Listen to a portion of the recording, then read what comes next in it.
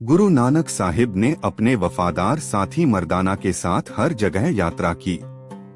एक दिन वह हरिद्वार नामक एक पवित्र स्थान पर गया, जिसका अर्थ है भगवान का द्वार। यह स्थान जहाँ 3 पवित्र नदियाँ एक साथ मिलती हैं, कहा जाता है कि इसे देवताओं शिव, ब्रह्मा और विष्णु का आशीर्वाद प्राप्त था।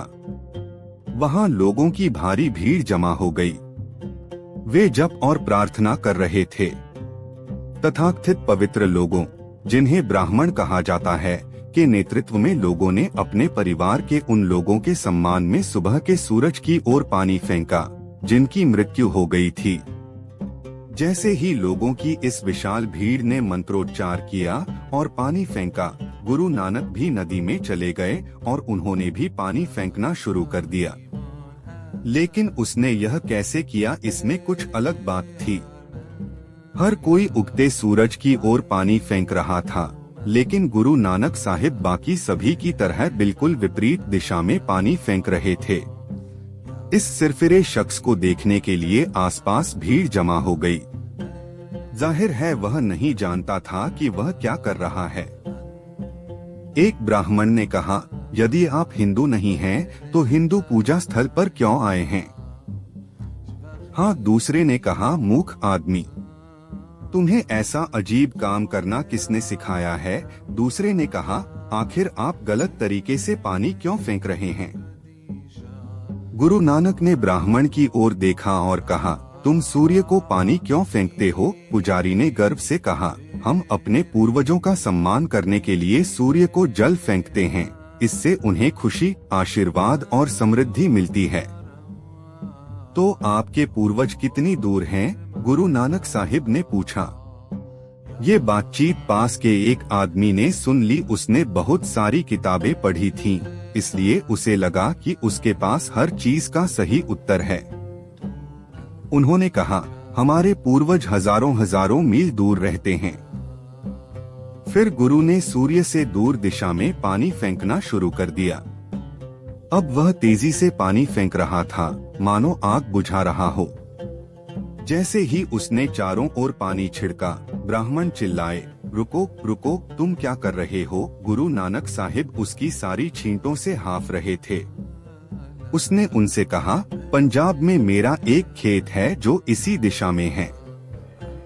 मेरे खेतों को वास्तव में पानी की जरूरत है, खासकर साल के इस समय। अगर मैं यह पानी उन तक नहीं पहुंचाऊंगा, तो मेरी फसलें सूख सकती हैं।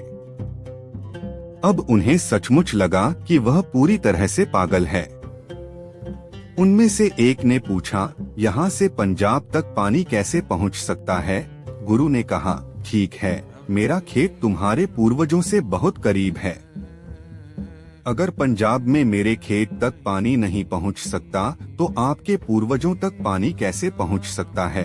खैर, यह सच था, उनके खेत पूर्वजों की तुलना में बहुत करीब थे, जो ब्राह्मणों के अनुसार हजारों मील दूर थे। ब्राह्मणों को अब भी समझ नहीं आया कि यह अजीब आदमी किस बारे में बात कर रहा है।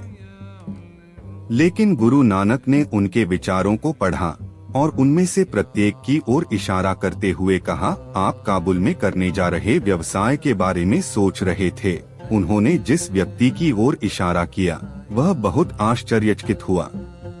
वह बिल्कुल वैसा ही सोच रहा था। तब गुरुजी ने दूसरे आदमी की ओर इशारा किया और कहा, और तुम प्रिय ब्राह्मण, तुम दिल्ली में अपने व्यवसाय के बारे में सोच रहे हो। गुरुजी ने आगे कहा, पंडित जी, आप सोच रहे थे कि आज जो लोग यहाँ आ रहे हैं, उनसे आप पैसे कैसे कमाएंगे। वह ठीक ठीक जानता था कि उनमें से प्रत्येक वास्तव में क्या सोच रहा था। अब वे लोग हैरान और असहाय थे।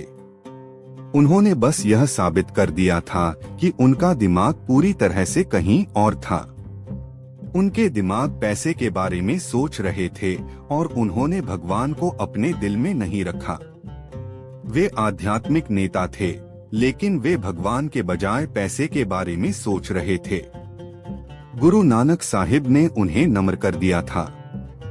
हम क्या कर सकते हैं? पंडित ने पूछा। गुरुजी ने कहा, ईमानदारी से सत नाम का जाप करो और इसे तुम्हें प्रेम से भरने दो। अपने हृदय से प्रार्थना करें। हर दिन और हर पल ईश्वर से भरपूर रहें। लोगों की मदद करें, उनके साथ रहें और उन्हें सच्चाई की ओर मार्गदर्शन करें। जैसे ही ये गहरे शब्द अंदर गए, वे लोग चुपचाप वहीं खड़े रहे। मर्दाना और गुरु नानक प्रेम और दया के साथ सत्य का प्रसार करते हुए अपनी यात्रा पर आगे बढ़ते रहे।